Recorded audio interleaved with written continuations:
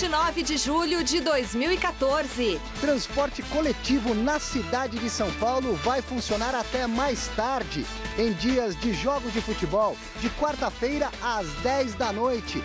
Vale para o trem, para o metrô e até para o ônibus. E melhor do que isso, a nova medida não se restringe apenas à Arena do Corinthians.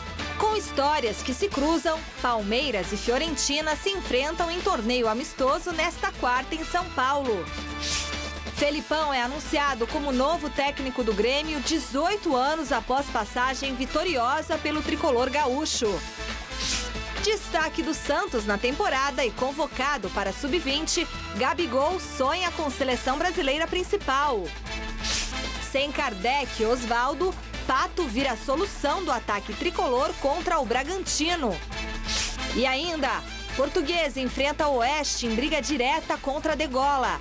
E a festa de despedida de André Heller, multicampeão de vôlei com a seleção brasileira. Fique com a gente, o Gazeta Esportiva já volta.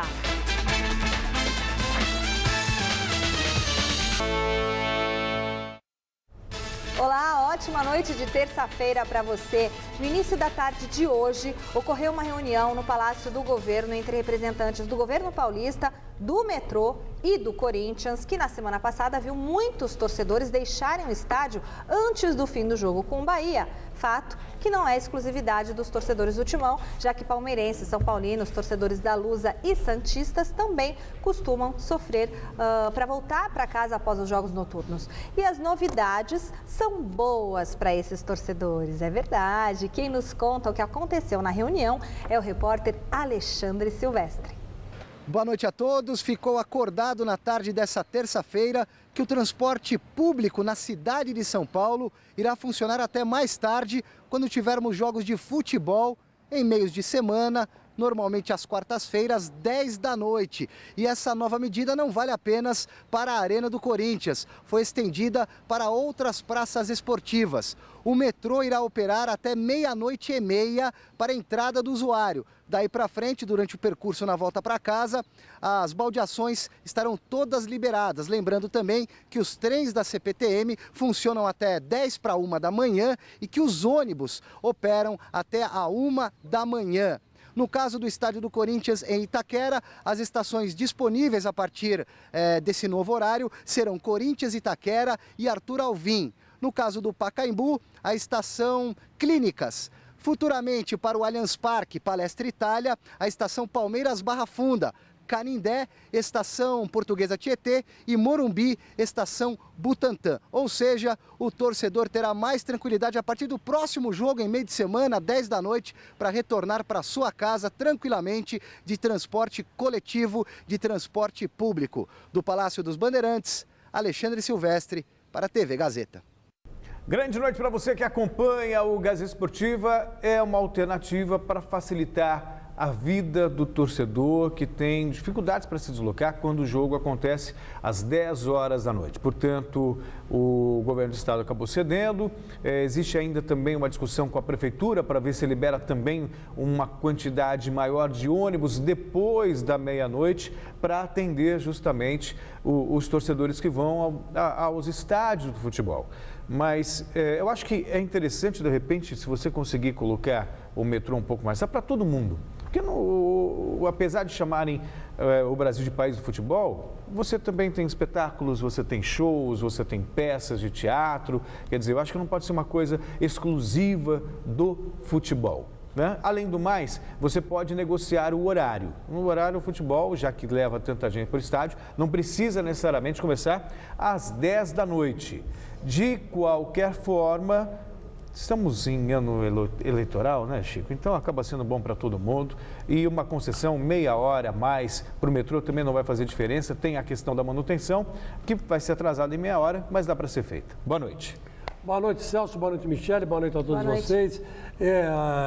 Foi o jeito mais tranquilo de se resolver o problema, né? Se bem que eu acho que depois, daqui a um tempo, a gente vai ter que rever esse negócio, porque a cidade realmente ela tem, no transporte público, uma certa diminuição no período noturno. Então, se você manter por exemplo, os jogos do meio de semana, das 10 à meia-noite, você tem que fazer isso num lugar onde fique fácil a locomoção, né? E não fique tão difícil.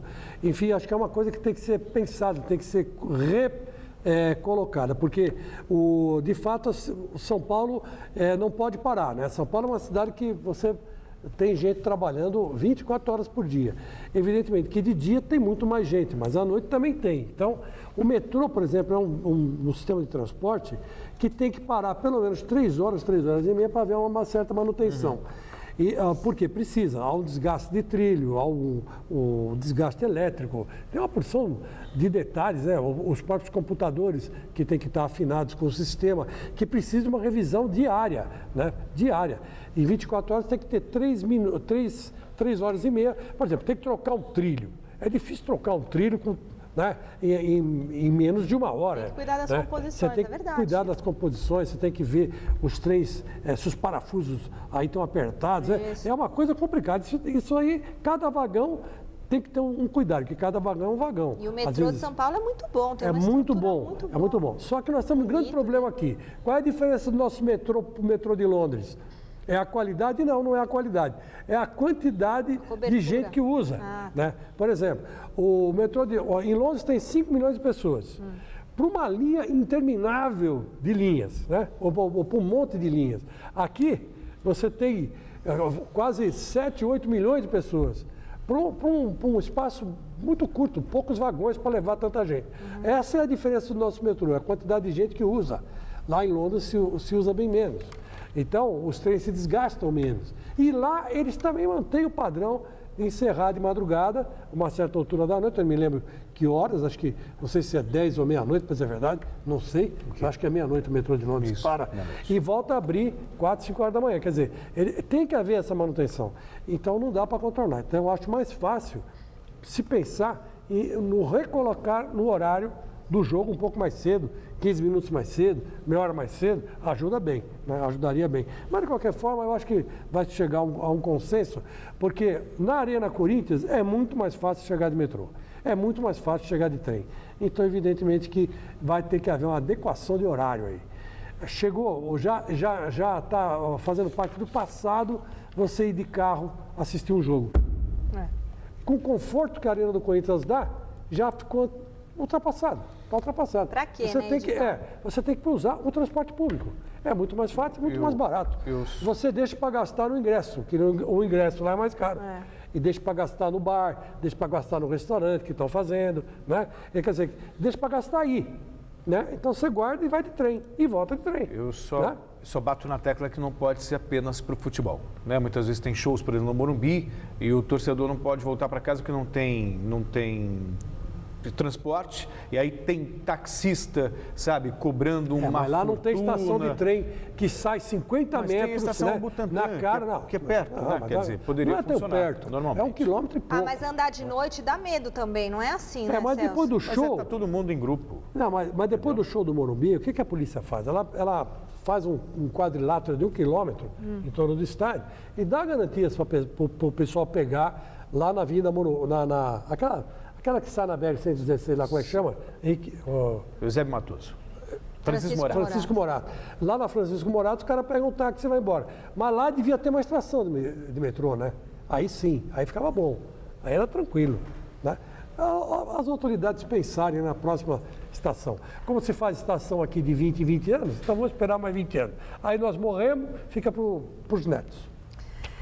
Ai, que triste isso. Bom, vote na enquete que está no ar no site gazetesportiva.net. Nós queremos saber o que deve ser alterado em dias de jogos noturnos em São Paulo. O horário de funcionamento do transporte público ou o horário das partidas? Acesse o site e vote. O resultado sai no final do programa de hoje, Celso. Acho que os horários das partidas podem ser revistos, né? 10 horas, por exemplo, eu acho tarde. Muito tarde, até para o atleta, né? Seria uma das alternativas, mas se você também puder conciliar o transporte, acho que as duas coisas, sabe? Acho que você pode ficar um pouquinho mais no transporte e de repente diminuir um pouquinho o horário do jogo. Ficar mais confortável para todo mundo. Mas e tem a novela, né, Chico Lang? Bom, mas isso aí não é problema nosso, é problema da emissora. Agora, eu quero mandar um abraço para o Paulo Moraes Luz, lá de São Caetano. Vai ter metrô em São Caetano também, fique sossegado, viu? a gente vai cobrar para ter metrô em São Caetano. O cara está pedindo aqui metrô em São Caetano. Vai o dia que vai chegar, calma. Você também não quer que... Deus fez o mundo em 7 dias, né? Você não quer que os políticos trabalhem em 7 dias, calma. Nesta quarta-feira, o Brasil participará pela primeira vez da Copa Euro-Americana, torneio amistoso que reúne equipes da Europa e das Américas do Sul e do Norte, que se enfrentam em partidas únicas e que dá o título ao continente que vencer mais jogos. Em 2014, a competição chega à segunda edição e o Palmeiras representará o futebol brasileiro contra a Fiorentina da Itália. Hoje, representantes das duas equipes conversaram com jornalistas. Veja na reportagem de Osmar Garrafa. De folga no Campeonato Brasileiro nesse meio de semana, o Palmeiras vai entrar em campo na próxima quarta-feira pela Copa Euro-Americana, enfrentando a Fiorentina da Itália no estádio do Pacaembu. Lembrando que Palmeiras e Fiorentina tiveram a honra de contar em suas equipes com o saudoso Julinho Botelho, que nas décadas de 50 e 60 brilhou com as camisas desses respectivos clubes. Hoje em São Paulo estiveram reunidos o técnico Ricardo Gareca e o italiano Vincenzo Montella, mais os jogadores Neto e Marcelo Oliveira, para falarem sobre essa partida. Para Gareca, o compromisso de amanhã é a chance do Palmeiras retomar o caminho da vitória depois da derrota no clássico para o Corinthians no final de semana. Venimos de una derrota en un clásico, la torcida no debe estar contenta, por supuesto, así que sería bueno ganar este compromiso para que, por supuesto, siempre es importante y sobre todo por el rival, ¿no? La Fiorentina es un gran equipo, ¿no? Quanto ao time, Gareca não confirmou a escalação, mas admitiu fazer algumas experiências pensando no Campeonato Brasileiro. Pueden jugar algunos jugadores que no lo vienen haciendo habitualmente. Sí, el partido de mañana pueden aparecer algunos jugadores. Quizá tenga la posibilidad Lione de jugar, es una nueva incorporación de Palmeiras, entonces pueda tener posibilidad de que la torcida de Palmeiras lo pueda observar, así que hay algunos jugadores que pueden llegar a estar. Para o técnico Montella, o jogo de amanhã vai funcionar como um ótimo intercâmbio para as duas equipes. Vejo essa partida como muito importante. Importante principalmente para o intercâmbio. E isso vai acrescentar muito para sabermos um pouco do modelo de jogo que se faz na América do Sul e até para confrontos futuros entre as próprias equipes. O vencedor do jogo de amanhã, além de somar um ponto para o continente vencedor, vai levar também esse belíssimo troféu para casa.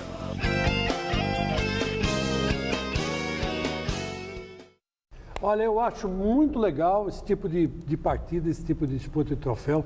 Eu acho que deveria ter muito mais vezes, porque não me entra na cabeça o seguinte: na época do Júlio Botelho, quando vinha um time para cá, tinha que pegar navio, era uma semana de viagem, era um Deus os acuda. Então, para compensar, tinha que ficar aqui uns 20 dias pelo menos, porque depois tinha que pegar mais 7 dias de volta de navio. Então era um horror. Hoje não, meu. Só você pega um avião, você está em 10, 11 horas, você está lá em Roma, você está em Milão, você está em Turim, você está em qualquer lugar. Todas essas cidades têm aeroporto, você desce no avião, é tranquilo, é sossegado. Depois tem aquelas vias, né? Aquelas vias de alta velocidade, então quer dizer que é tranquilo, é super fácil. Então acho que essa integração, o espaço entre Europa e Brasil está cada vez mais curto. E os times é que não estão sabendo aproveitar. Então o Palmeiras está de parabéns, puxou a Fiorentina para comemorar os 100 anos. O certo seria que esse jogo fosse lá na nova Arena Palestra, mas não deu tempo. Então não faz mal, mas já pensa em puxar um time europeu para vir estrear aqui. E assim vai. Eu acho que tem que aproveitar bem esse intercâmbio. E o Palmeiras tem laços enormes com a Fiorentina. O Julinho Botelho, eu não me lembro do Julinho jogando. Que eu me recordo, eu tinha uns 5, 6 anos, eu me recordo. Mas antes disso eu não consigo me lembrar, até 4 anos, sei lá. Mas eu não me lembro do Julinho, o Julinho Botelho jogando. Né? Aquela série de partida que ele fez no Maracanã, que todo mundo vaiou, quando saiu o Garrincha, ele entrou, ele acabou com o jogo, fez 2 gols. Eu não me recordo disso. Eu só ouvi falar. Mas o Julinho Botelho, eu tive o prazer de conhecê-lo pessoalmente. Então era um ídolo. Até hoje, lá em Florença, na Itália, pra você ter uma ideia, Celso, tem um barzinho lá E uma mesinha escrita aqui, sentava Júlio Botelho. Até hoje está no barzinho lá o negócio.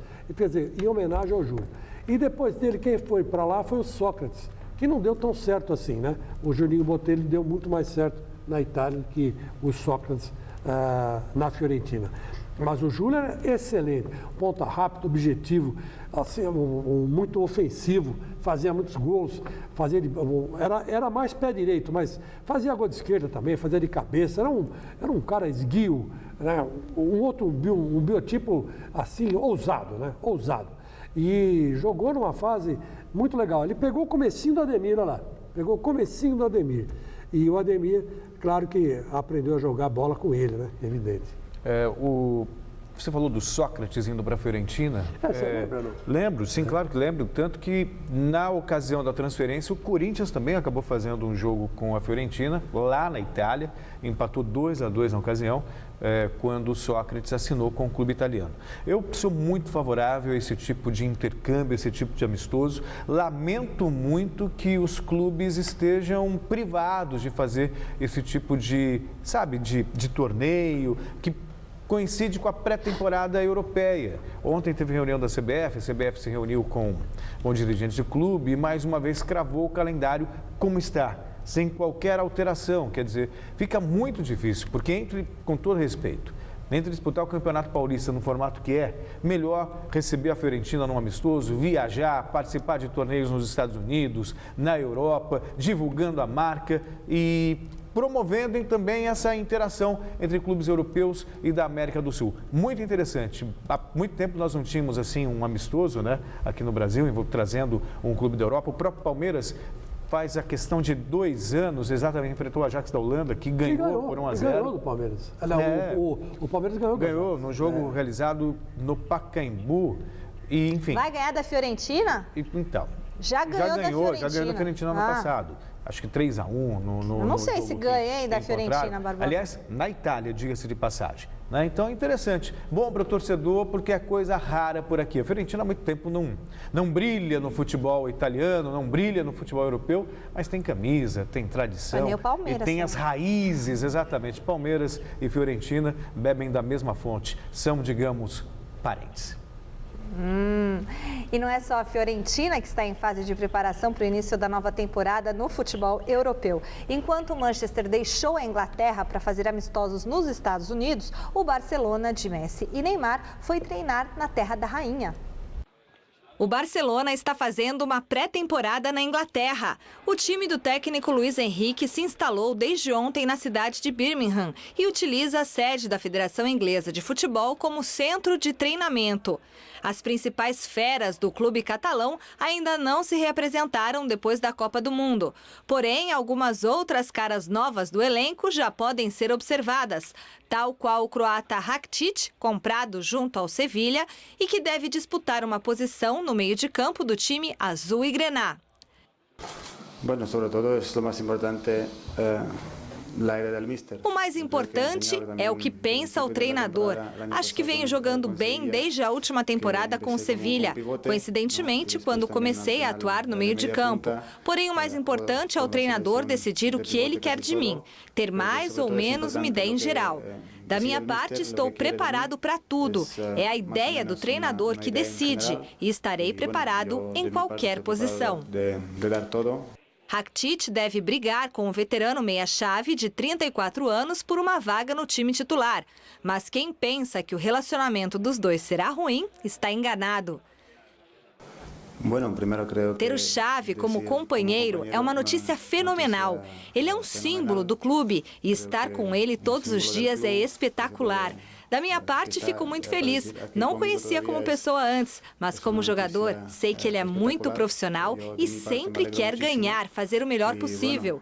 Eu sou muito jovem, por isso posso aprender muito com ele, tanto dentro como fora das 4 linhas. Acredito que, em geral, ter ele é uma notícia magnífica.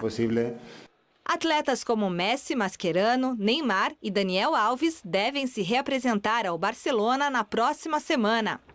Quem está nos Estados Unidos é o Manchester United. Os Diabos Vermelhos receberam ontem o reforço do lateral esquerdo Luke Shaw, contratado junto ao Southampton por 37 milhões de euros. Contudo, o treinador Van Gaal não deve usar a nova estrela do clube na partida de hoje contra a Inter de Milão pela segunda rodada da International Champions Cup. Ele está bem, mas eu estou sempre tentando ser um treinador que vê o que cada jogador precisa. Luke ainda está um pouco fora de forma, vai treinar individualmente até poder fazer o que eu preciso. 8 grandes clubes europeus estão nessa competição. A Inglaterra está representada pelo Manchester United, Manchester City e o Liverpool. Vocês viram aí, vocês viram o Manchester United treinado aí o holandês aí, o Van Gaal, e você vê que já tem gente lá assistindo o treino. Imagina, futebol americano, lá o futebol nosso, o soccer, nunca deu certo lá nos Estados Unidos, nem com o Pelé que foi para lá. Nem com o Beckham, mas o americano, ele investe tanto nas coisas que ele acredita que uma hora acaba dando certo. Eu acredito nisso. Não, é muito dinheiro, é muita grana no mercado interno americano. Então os caras não, eles investem. Você tem lá Manchester City, Liverpool, Roma, Milan, Olympiacos, todos participando de torneios e todos com casa cheia. E é um mini campeonato mundial, você percebeu, né? É um mini campeonato europeu, vamos dizer assim. Então você vê. Poderia ser mundial se tivessem, né, clubes da América do Sul, clubes brasileiros, né? Agora, eles estão incomodados com a América do Sul? Não. Não estão. É isso que eu estou dizendo para vocês. O grande mercado do futebol só volta os olhos para o Brasil quando quer contratar alguém. Essa que é a grande verdade. Eles não estão nem aí com o futebol brasileiro. Ainda devem se vexame de perder de 7-1 para a Alemanha e de 3-0 para a Holanda. Aí 10 gols em 2 jogos e fazer um gol. Nunca, aí que os caras não estão nem aí mesmo. Porque não podia ter chamado, vamos dizer, o Grêmio, o Internacional. Não tem espaço na agenda, não tem. Pois é, mas dá um jeito, né? Se um torneio desse, você dá um jeito. O time B, sei lá. Mas os caras não estão nem aí, não querem saber. E quem perde dinheiro são os clubes. Os clubes perdem dinheiro. Porque você acha que os caras foram com esse baita desse elenco aí por menos de 3, 4 milhões de dólares? Nem saíram se fosse por menos que isso. Uns 5 milhões de dólares estão dando para cada um aí. Mas o americano não está nem aí. Investe aqui, investe ali, transmite para cá, transmite para lá, recupera. Joga 25 milhões e recupera 40.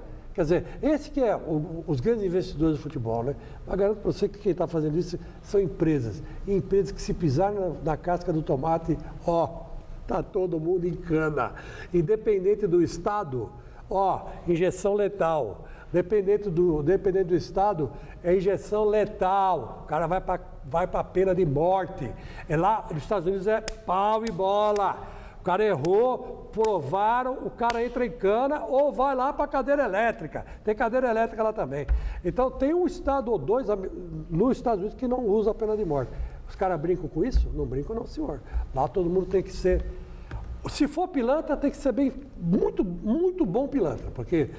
Se pegarem... Ô Chico, e lá na Argentina a situação está bem crítica mesmo. O pai do Carlitos Tevez foi sequestrado, ficou 8 horas em poder de 3 sequestradores e foi libertado. O pai dele chama Segundo Tevez e parece que foi pago um resgate de aproximadamente R$540 mil. Mas também o cara continua morando naquele bairro nojento que é o Forte Apache, né? Eu passei por perto, só de olhar eu perdi $100. Só de olhar para o bairro assim, porque... Tá louco. E depois os caras falam aqui das comunidades aqui, mas lá é pior. Não, mas é lá... 500 vezes pior. Vocês não fazem ideia que maloqueirada que é aquilo lá. É um curtição.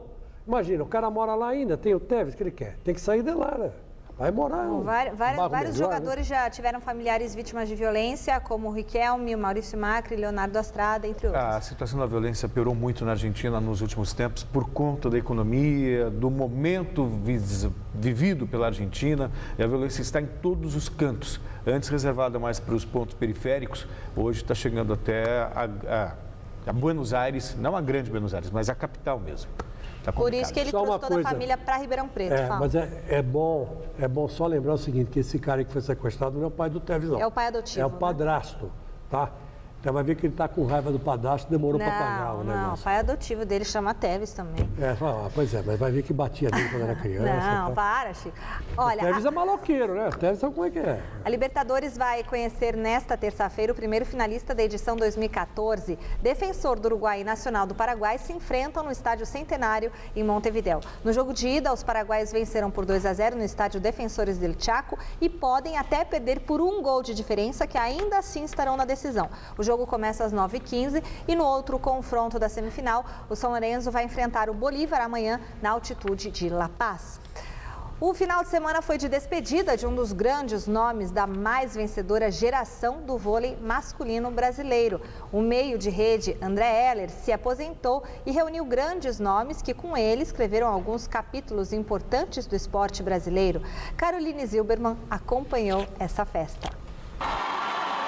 38 anos de idade, 24 deles dedicados ao vôlei. A história gloriosa de André Heller nas quadras não poderia terminar sem uma despedida digna de um dos maiores centrais do voleibol brasileiro. No último sábado, coube ao Campinas homenagear o eterno capitão. Ao lado da esposa Marcele, ex-levantadora da seleção, André se apresentou pela última vez num ginásio lotado que o acolheu durante 4 anos. Mas desta vez ele jogaria contra os colegas de Brasil Quirim. A equipe campineira aproveitou a ocasião para apresentar ao público os jogadores da nova temporada. Do outro lado da rede, simplesmente 3 gerações da seleção brasileira, formando a equipe Amigos de André Heller. A noite de despedida e apresentações acabou se tornando uma grande celebração do voleibol brasileiro. Quem veio ao ginásio Taquaral, em Campinas, viu em quadra um verdadeiro time dos sonhos. Bruninho, Maurício Lima, Escadinha, Nauber, Kid, Virna e Wallace, comandados por ninguém menos que Bernardinho. Eu sempre pensei em reunir todas essas feras, mas eu nunca achei que eu seria o motivo. E o fato de ter acontecido isso hoje, numa despedida oficial minha, eu fico muito feliz. O clima era de brincadeira e logo no primeiro set já deu para matar a saudade das cortadas de Dante, dos levantamentos de Maurício e dos saques de Virna. A partida terminou com vitória dos Amigos de André Heller. Placar final de 2-1 e mais uma conquista do vôlei brasileiro. Uma modalidade unida que sabe reconhecer a importância de um atleta. Despedida de um grande parceiro de muitas batalhas. Família do vôlei toda reunida. Acho que a essência do vôlei é isso aí. Quem construiu o vôlei forte no Brasil são as pessoas que estavam hoje aqui. Foi uma dádiva nós temos tido a oportunidade de conviver tantos anos com o André Heller. Na quadra, por tudo aquilo que ele fazia dentro de quadra, com o coração que ele colocava e fora dela. Um exemplo, caráter, retidão, acho que isso aí é um exemplo que a gente leva, é uma memória que eu vou levar para o resto da minha vida como algo assim para inspirar a mim e as pessoas da minha volta. Entre tantas conquistas, 12 anos de seleção brasileira, qual seria a melhor lembrança? Hoje não encaro como uma despedida nem um final. Hoje talvez seja um novo ponto de partida para coisas futuras. Eu acho que eu recebi tanta coisa boa do voleibol, eu construí meus valores através do esporte, eu consegui dar uma vida melhor para os meus familiares através do esporte. Eu acho que eu tenho muito aqui retribuir e agora, fora das quadras, chegou o momento de fazer isso.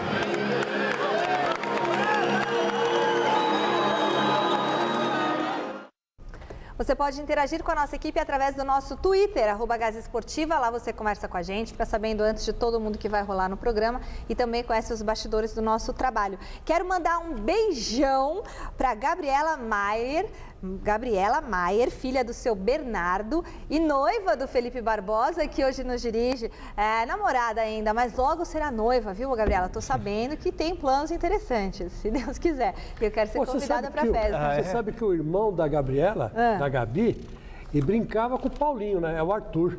Ah, é? É, então. Eles brincavam juntos quando eram pequenos. Agora cada um foi pro lado e tal. Já estão 2 homens, né? Barbados, né? Pô, imagina. O Arthur tá enorme, né? Tá grandão. O Paulinho também tá. E a Gabi, o Paulinho era apaixonado pela Gabi. Ah, mas perdeu pro Barba. Mas agora não mais, hein? Não vai ficar bravo, hein, Barba? Pelo amor de Deus, hein? Bom, não vai ficar bravo. Barba não vai ficar brabo. Claro. Gabriela, se não puser na parede, não sai disso. Então, pressiona, entendeu? Você fala assim, olha, é o seguinte, a gente tá junto há não sei quanto tempo. Quanto tempo, Barbosa, vocês estão juntos? Quase 8 anos. Não, agora é o seguinte, daqui 5 meses vocês têm que casar, Acho que entendeu? é providencial mandar um abraço para o Cook Sanches, baixista do Pedra Letícia, e também para Pirituba, que está ligada, o bairro de Pirituba está ligado no Gazeta Esportivo. Então, já que é para mandar abraço, vou mandar um abraço. Salvei, Barba. Para quem? Um abraço para o Alexandre Porto. Nóis, Alexandrão. É isso aí. Bom, maio já foi, né? Então setembro também é um mês bonito para casamento. Eu espero ser convidada. Mas tudo bem, se não der, tudo bem. Acho melhor você continuar o programa, você não vai cortar seu microfone. Dois jogos abrem nesta noite a 14ª rodada da Série B. O Náutico recebe o Icasa às 7 horas na Arena Pernambuco. Às 9 tem Portuguesa e Oeste no Canindé. E por falar na Lusa, o repórter Alexandre Silvestre foi conferir com a equipe do técnico Marcelo Veiga como que a equipe se preparou para o confronto de daqui a pouquinho. Rachão de véspera para descontrair os pressionados jogadores da Portuguesa que tentam tirar o time do buraco. Um buraco que parece não ter fundo. Para baixo dificilmente a gente vai mais. É ter a consciência de que o momento não é legal, mas a gente tem a expectativa de o quanto antes estar fora dessa zona de rebaixamento. Para tapar esse buraco, o professor Marcelo Veiga, há 2 meses no comando da Lusa, reformulou boa parte do elenco e acredita num vira-vira. Eu acredito muito nesse grupo, eu tenho certeza que os resultados acontecendo, as coisas vão mudar de uma maneira bem radical, porque a gente sabe que 2, 3 vitórias você acaba brigando no grupo de cima, que é o grupo dos 10 primeiros, né? E é esse o objetivo que a gente está traçando para colocar a Portuguesa. Z de zebra 4, 18º lugar na tabela. Em 13 partidas foram 6 derrotas, 5 empates e 2 vitórias apenas, todas em casa. Na 7ª rodada, 2-0 no Atlético Goianiense, na estreia do técnico Marcelo Veiga, e na 10ª rodada, 2-1 no América Mineiro. Nessa terça-feira é jogo de 6 pontos contra o Oeste, a primeira equipe fora da zona do rebaixamento para a Série C, que tem 3 pontinhos a mais do que a Lusa. A gente sabe que é um jogo de suma importância para a Portuguesa e a expectativa da gente conseguir essa vitória é muito grande. Porque a gente sabe que dentro de casa a importância dos 3 pontos é fundamental. E eu espero que a gente tenha essa condição, né, de estar focado para que esse jogo a gente consiga fazer esses 3 pontos. E para tentar vencer a 3ª partida nessa Série B do Campeonato Brasileiro, logo mais às 9 da noite, aqui no Canindé contra o Oeste de Itápolis, a Portuguesa contará com uma estreia, a do experiente volante Marcos Assunção, que chegou para ajudar. Bola parada a serviço da Portuguesa e o que mais? A experiência, né, a ajuda que vai ter constante, não só dentro de campo, mas como fora também. Isso acontece por onde eu passei, você viveu muito tempo ali no Palmeiras, você sabe que eu sou assim, bem amigo, bem companheiro, enfim, tentando ajudar em tudo que for preciso. E aqui não vai ser diferente. Pronto para pressão? Pronto, isso aí, na nossa vida... Torcidinha aqui, pega no pé. A gente, na minha vida, sempre foi pressão, sempre foi desafios, e esse é um desafio que eu estou muito contente e esperançoso para que comece logo e as coisas possam acontecer. É um jogador experiente, sabe da responsabilidade que tem, e se o grupo tiver imbuído de poder ajudá-lo a fazer um trabalho que a gente está querendo aqui, com certeza ele vai acrescentar muito e vai conseguir dar aquilo que a gente precisa para esse grupo. E bola parada? Não há dúvida, né? Isso aí eu nem falei porque é o que ele mais sabe fazer, a qualidade dele técnica é impressionante. Se não der de falta, que seja com ela rolando. A Portuguesa precisa disso mais vezes. Se não, é mancada. Nada como um dia após o outro. Depois do fracasso da seleção brasileira na Copa do Mundo, Luiz Felipe Scolari, quem diria, está de volta e vai comandar o Grêmio no Brasileirão. A contratação foi confirmada pela diretoria do Tricolor Gaúcho nesta terça. Junto com ele, chegam também, claro, o fiel escudeiro Flávio Murtosa, além do auxiliar Ivo Wortmann. Essa vai ser a terceira passagem dele pelo clube. Ídolo da torcida, Felipão conquistou com o Grêmio uma Libertadores, um Campeonato Brasileiro, uma Copa do Brasil, uma Recopa e 3 Campeonatos Gaúchos. A apresentação oficial acontece amanhã, às 11 horas, na Arena do Grêmio. Felipão vai assinar um contrato até o final do ano, com possibilidade de renovação por outra temporada. Celso e Chico, o Grêmio acertou na contratação do Felipão, porque esse Felipão de hoje, a gente sabe que não é aquele Felipão, né? Olha, são duas coisas que você tem que observar. Primeiro, Campeonato Brasileiro é uma outra coisa, diferente de Copa do Mundo. Segundo, existe uma afinidade, uma identificação muito grande entre o Felipão e o Grêmio. Quer dizer, então isso garante um certo respaldo. Além do mais, se a gente compara o Felipão com o mercado internacional, aí a gente vai entrar naquela questão, tem defasagem. Agora, dentro do Brasil, quem que você tem melhor que o Felipão? Atuando agora no Campeonato Brasileiro. Talvez você conte nos dedos e ainda assim dá uma vasta discussão. Eu acho que dentro do que o Grêmio tem e que o Felipão pode oferecer, é um casamento que pode ir longe. Por exemplo, dos técnicos que estão à disposição e pela afinidade que existe entre o presidente do Grêmio, a direção do Grêmio, com os métodos do Felipão, eu acho que pode dar jogo, pode dar bom trabalho, sim. É bom lembrar que o Grêmio, antes de contratar o Felipão, tentou contratar o Tite. E o Tite disse não, que só volta a pensar em trabalhar aqui dentro do Brasil em outubro. Esse foi o recado que o Tite passou pelo empresário. Talvez até esperando que aconteça alguma coisa no futebol internacional. Se não acontecer... Talvez ele aceite, quem quiser, o trabalho do Tite, né? Que, na minha opinião, é melhor treinador que o Felipão. Eu acho. O Tite provou atualmente, com certeza, eu também acho. Né, tem muito mais moral que o Felipão, porque depois de tomar, eu vou repetir, é o momento. 7-1 para a Alemanha, 3-0 para a Holanda. Isso foi uma vergonha, né? Uma vergonha. E o Palmeiras também. E praticamente caiu o Palmeiras para a segunda divisão. Né? Empurrou isso para o técnico que veio depois dele, mas enfim, ele caiu para a segunda divisão. Então, eu acho assim, eu não sei quem teve mais coragem. O Felipão de aceitar esse cargo ou o Grêmio de oferecer esse cargo para ele. Sinceramente. Não sei quem teve mais coragem. Eu acho que foi um contrato de risco. Deve ser uma coisa assim, né? Olha, você me levanta que eu te levanto. Porque o Grêmio perdeu do Curitiba em casa por 3-2 de virada, a última rodada. Aí derrubou o técnico. Aí veio o Felipão. O Felipão perdeu, foi um vexame histórico. Nunca mais ninguém, ele conseguiu apagar a má imagem que deixaram pelo Barbosa, por aqueles caras, né, que jogaram a Copa de 50. Ele conseguiu, ele tomou o lugar desses caras, virou bandido, virou o vilão. Bandido entre aspas, né, o Felipão é decente. Claro. Eu tô dizendo, bandido entre aspas, virou vilãozão, né? O verdugo, como diria Celso Cardoso, lá tomando vinho em Buenos Aires. O Felipão virou verdugo. E olha, eu sinceramente não contrataria o Felipão, eu traria qualquer um menos ele. Ontem, você assistiu ao vivo a apresentação do meio argentino, amigo do Celso, Agustín Allione, aqui no Gazeta Esportiva. Ele deve ser uma das novidades do técnico Ricardo Gareca para enfrentar a Fiorentina nesta quarta-feira no Pacaembu. Veja na reportagem de Fernando Gavini outros trechos importantes da chegada do reforço. 20 é o número da camisa, 19 é a idade, 5 são os anos de contrato.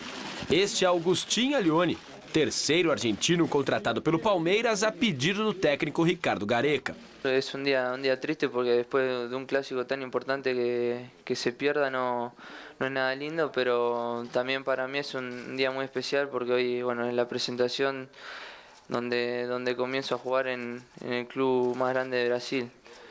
Contratado do Vélez Sarsfield por 6 milhões de reais, Allione é considerado pela crítica argentina como um jogador de muito futuro. O mais novo argentino do Palmeiras espera poder mostrar todo o seu potencial no futebol brasileiro. Eu posso trabalhar tanto en lo ofensivo como en lo defensivo. Y bueno, él lo que me pedía Ricardo allá en Vélez, y creo que si me trajo es porque confía en mis cualidades y espero de esa forma poder ayudarlo. Por que você acha que o mercado brasileiro chama a atenção? Por que é uma decisão importante para a tua carreira vir jogar aqui no Brasil? Por que você acha que o Brasil tem atraído tantos jogadores estrangeiros? El fútbol brasileño es uno de los fútbol más lindos de Sudamérica y del mundo también. Y creo que venir acá es un desafío muy importante para todos los jugadores de Sudamérica. Creo que por eso es que últimamente hay muchos jugadores justamente extranjeros acá. Antes de você falar, essa camisa do Palmeiras é maravilhosa. É linda. Linda. Realmente é bonita, é de bom gosto. Sobre o Alione, é um jovem, 19 anos, eu acho que tem um futuro pela frente. Talvez leve um tempo aí para... Assim, se ele demonstrar em campo a personalidade que está mostrando fora, fala bem. É só um garoto, está chegando num país diferente, é simpático, mostrou humildade, reconhecendo até o talento de jogar futebol no Brasil. Ele que joga tanto como meio um pouco mais recuado, pode jogar também um pouco mais avançado, criando situações. Eu, sinceramente, tô ansioso para ver esse jogador, sabe, atuando de perto. Pelo menos ele... sabe, ele mostra muita personalidade, Chico, e acho que o Palmeiras está precisando disso. Eu acho que ele é um bom jogador. Me lembro de boas referências dele em todo lugar que eu li, no Olé e tal. Todo mundo fala muito bem dele. Mas ele vem numa hora ruim para o Palmeiras, que o Palmeiras está precisando se levantar, está 6 jogos sem ganhar no Campeonato Brasileiro, precisa do resultado imediatamente. Então, talvez um garoto de 19 anos, por melhor que seja, não suporte tamanha pressão. Pode ser, não sei. Mas, evidentemente, vai ter que mostrar em campo a mesma facilidade que ele tem para falar, ele vai ter que ter a intimidade, mostrar a intimidade com a bola, né? E fazer mais ou menos que nem fez o moleque lá do Corinthians, o Romero, que entrou em campo e encantou todo mundo. Mas são situações diferentes. O time do Corinthians estava pronto, o Romero completou. O time do Palmeiras está pronto. Hora de falar do Santos, que segue se preparando para enfrentar o Londrina na próxima quinta-feira no Estádio do Café pela Copa do Brasil. Garrafa esteve no CT Pelé e acompanhou a entrevista coletiva de mais um garoto da geração dos meninos da Vila. Veja. Com 15 gols na temporada, sendo 4 só no Campeonato Brasileiro, Gabriel vem sendo apontado pela crítica como um dos principais jogadores do Santos nesse momento. Mas apesar dos elogios, o jovem Gabriel mantém o discurso da humildade. Eu nunca penso que eu sou o principal jogador do Santos. Eu acho que o Santos tem um time, um elenco muito bom. Então, acho que não tem por que eu pensar em carregar esse peso, porque não é verdade. Graças a Deus as coisas têm acontecido para mim, tenho conseguido jogar, fazer gols, ajudar o time. Então, tenho que agradecer muito a Deus e principalmente ao Oswaldo também pela confiança. Mas o mérito não é do Gabriel, com certeza do time inteiro. Gabriel prefere manter os pés no chão sobre a boa fase. Mas ela é evidente. Além da vitória no final de semana contra a Chapecoense pelo Brasileirão, o atacante santista também está comemorando a convocação para a Seleção Brasileira Sub-20. Estou muito feliz para a seleção, é meu país. É sempre um sonho vestir a camisa da seleção. Então sempre vai ser um prazer e uma grande alegria. É minha primeira Sub-20, então eu fui Sub-15, Sub-17, Sub-20. Então é praticamente uma base inteira na seleção. Eu me sinto muito bem lá, tem grandes treinadores, grandes jogadores. E cada vez que eu vou, aprendo bastante. A convocação agora é para Sub-20, mas Gabriel não esconde que aguarda para o futuro uma convocação para a seleção principal. Que isso não seja encarado como falta de humildade, e sim como um sonho. Sonho que ele cultiva desde criança. Eu procuro trabalhar devagar. Eu acho que sempre estar procurando melhorar as coisas que eu preciso melhorar, aperfeiçoar as coisas que eu sei. Então, acho que tem que ser um passo de cada vez. O Santos tem me dado muita abertura, muita confiança para poder jogar futebol. Eu acho que isso vai ser consequência do que eu tenho feito aqui no Santos e do que eu vou fazer aqui no Santos. Quanto à equipe, só volta a campo na próxima quinta-feira contra o Londrina, no norte do Paraná, pela Copa do Brasil. E para esta partida, é bem provável que o técnico Oswaldo de Oliveira leve a campo uma equipe completamente reserva. O objetivo é preservar os titulares para o compromisso do final de semana contra o Inter em Porto Alegre. Mas essa decisão do treinador ainda é novidade para os jogadores do Peixe. Eu não estou sabendo nada disso ainda. Não fui informado se eu vou jogar, se eu vou ser poupado. O Oswaldo, como eu falei, é um grande treinador, então ele sabe o que ele está fazendo. Mas se tiver que ficar aqui, a gente vai ficar, treinar bastante, que no Brasileirão é um jogo contra o Inter, né, fora de casa. Então é um jogo muito difícil. Depois de vencer o Palmeiras no domingo e folgar na segunda-feira, os jogadores do Corinthians voltaram aos treinos nesta manhã. O repórter Vinícius Rodrigues esteve no CT Joaquim Grava acompanhando a reapresentação do timão. Os bons ventos estão soprando para o lado corintiano. O time está na segunda colocação do Campeonato Brasileiro, a apenas 5 pontos do líder Cruzeiro. E para melhorar, vem de uma vitória contra o maior rival por 2-0. Muito importante, a verdade que muito importante a vitória. Foi muito importante a vitória de domingo, porque também nos deixa trabalhar tranquilos na semana, esperando o próximo confronto. Esperando o próximo encontro. O atacante Paulo Guerreiro sentiu um leve desconforto no clássico do último domingo contra o Palmeiras e por isso não veio a campo no treino aqui no CT Joaquim Grava. Em compensação, todos os outros jogadores estiveram presentes e fizeram um trabalho de condicionamento físico, além, é claro, do famoso bobinho que até os goleiros Cássio e Walter participaram. Tudo isso sob muito frio e um forte vento que atrapalhou o treino vez ou outra.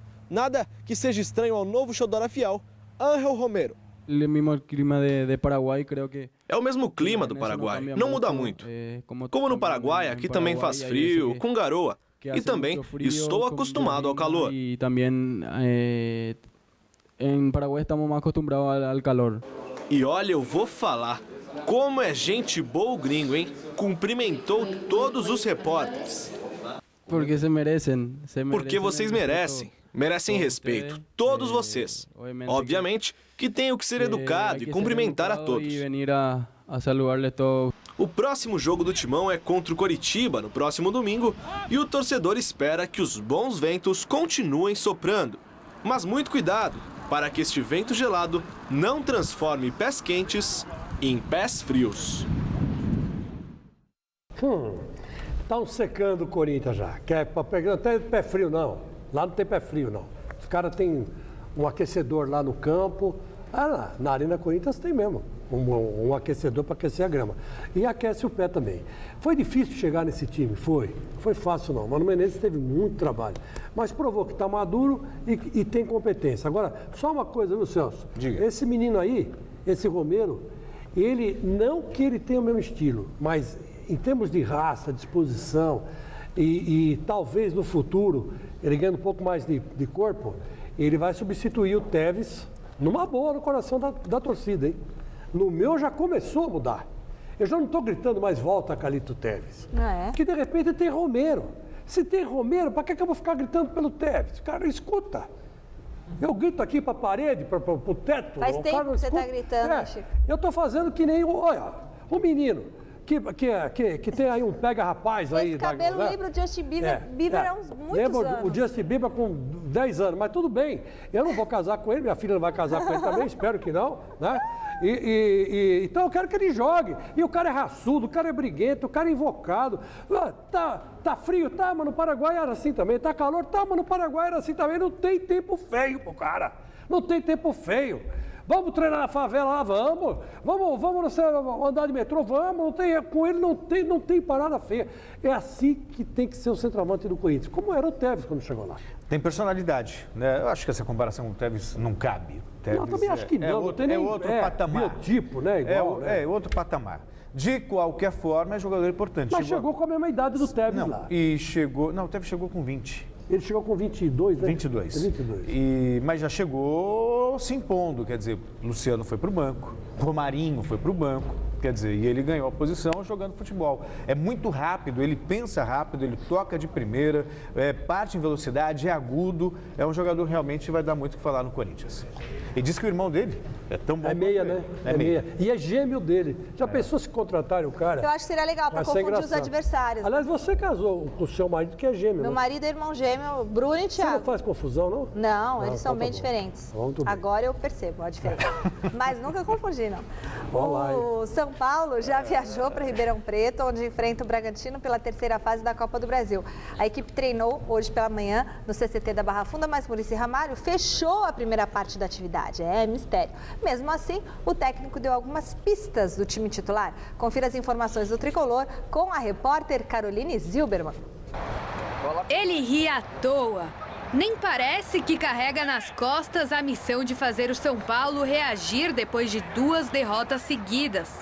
Com desfalque de Allan Kardec, que já disputou o início da Copa do Brasil pelo Palmeiras, e Osvaldo com lesão no quadril, Alexandre Pato virou a solução de Muricy Ramalho para o ataque são paulino. Contra o Bragantino, Alexandre Pato terá a chance de reconquistar a moral com o torcedor são paulino e principalmente com o técnico Muricy Ramalho. E se depender do lateral Álvaro Pereira, o atacante terá todo o suporte do time para balançar as redes em Ribeirão Preto. Um jogador que todos sabemos que tem uma qualidade imensa, aqui estamos para ajudar a ele e ao que toque entrar, né? Como profissional é um cara dedicado e agora se tem a oportunidade de jogar amanhã, que as coisas corram bem e todo mundo vai torcer para que ele o faça de grande forma. O meia Kaká também será poupado do jogo de amanhã, assim como o zagueiro Antônio Carlos, que reclama de dores na panturrilha esquerda. Mesmo sem 4 peças importantes, o dono da lateral esquerda, tricolor, exige uma reação. Tem que estar preparado para uma resposta rápida para vencer o jogo. É outra história, né? Porque agora é Copa Brasil, é uma situação de mata-mata, mas não como São Paulo temos a obrigação de conseguir uma vitória, de vencer este jogo para ficar mais cómodo no segundo jogo e pegar uma sequência boa de vitórias, que é o que necessitamos todos. O São Paulo da realidade, o São Paulo da prática, ainda tenta alcançar o São Paulo do papel. Mas o jogador uruguaio não quer nem ouvir falar nessa história de time galáctico. Jogador bom, papéis, mas dentro do campo tem que demonstrar. E tem que demonstrar como time. Porque eu já falei que individualmente um jogador pode vencer 1 ou 2 jogos. Mas o que vence um campeonato é coletivamente. E para mim aqui somos todos iguais, de número 1 até número 26, 27. E acho que todo mundo tem esse pensamento. Por mais que tenha jogadores diferenciados de grande qualidade, que podem aportar, que são jogadores que han passado por seleções, que são bem referenciados, mas depois coletivamente temos que demonstrar jogo tras jogo que por alguma coisa são jogadores dessa qualidade. Se não demonstramos e ficamos só com o nome, não vence, já ficou demonstrado. Resultado final da enquete do site gazetesportiva.net. Olha que interessante. O que deve ser alterado em dias de jogos noturnos em São Paulo? O horário das partidas. 85% dos votos. O povo está pedindo, hein? Mudar o horário da partida. O programa de hoje termina aqui. Mais notícias de esportes você vê amanhã no Super Esporte ao meio-dia. E nós voltamos às 6 da tarde. Fique agora com o Jornal da Gazeta. Boa noite. Tchau. Tchau, boa noite. Tchau, até amanhã. Amanhã comentamos o São Paulo. Tchau. Falado passa mal, rapaz.